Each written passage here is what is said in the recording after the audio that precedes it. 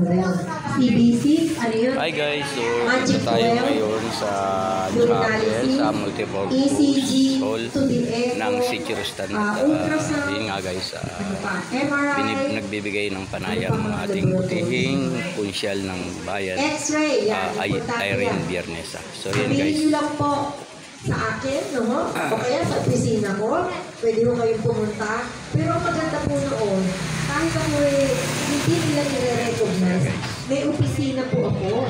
Hanggang July 1, 2022, may opisina na po ako. June pa lang inaayos na ni Mayor Baby Katakis sa opisina ko.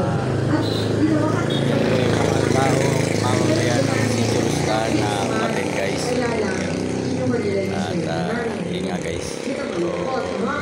Pero Yung ngayon, mga bisita guys, yun na po yung pagsakay ko sa programa ni Kong pero hindi na namin inabot. Ako naman po ay nakatulong din sa ating mga kababayan. Kasi kami sa pamamagitan ng GL. Yung GL na sinasabi ko, yung mga kasi, alam niyo yun ate? Oo, hindi, nakatanggap na natin Kong Ans. Okay. Ang nagawin mo pala, January ka gumawa. Kasi close na ang DFWD.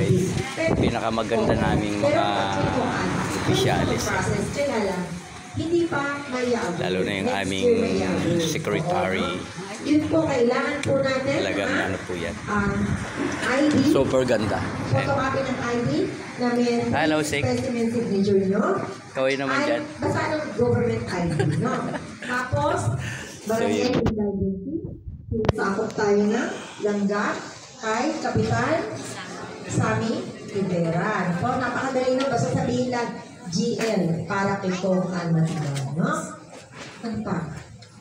Ayun, recommendation ng doktor kung ano yung papagawa nyo. Pero kung ako ngayon, magpapagawa kayo ng mga laboratories nyo, isama nyo na lahat.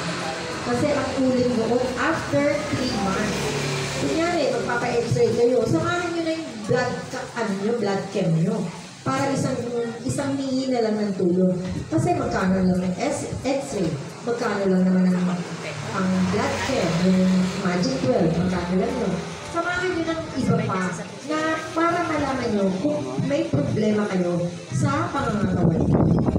Pwede hanggang 80,000, 12,000, kung ano yung gusto nyo ipagawa. Since tayo, puro babae na dito, yung ultrasound or pap smear, kasama din yan.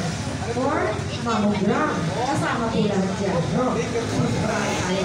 Pagsama-samahan nyo ang bayad sa doctor's recommendation, pagka hindi senior, 100. Pag senior, 80. No? So, tapos, pagka nakakuha kayo na recommendation, meron na rin kayong indigency, meron na rin kayong picture, dalhin po natin sa anumang ospital. So yun guys, so dadating ang member natin Ito po ha, sa Sikirustan. huwag po mawawala sa sarili po, sa isip nyo ha.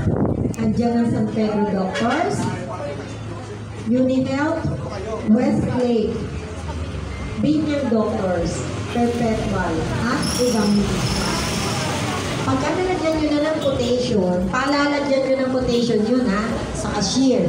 Pag nilagyan na ng quotation, ibabalik nyo sa akin.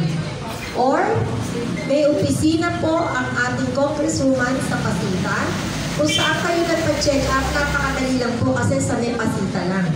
Meron po silang substation office. Ang nakalagay doon malaking picture ni Congresswoman Ann Matibag at ni Attorney Melvin Matibag. Dali ko lang po yun doon. Bago sasabihin nyo, care of Konsehala Irene Biernesa. Alam na po nila yun. Iintayin niyo po yun ha. Pwedeng intayin 30 minutes, ang oras. Intayin na po natin. Pag nakuha natin, babalik tayo sa ospital. Ipapa-schedule nyo na. Ando ng DSWD, a-approval lang po. Yun na po, diretso na.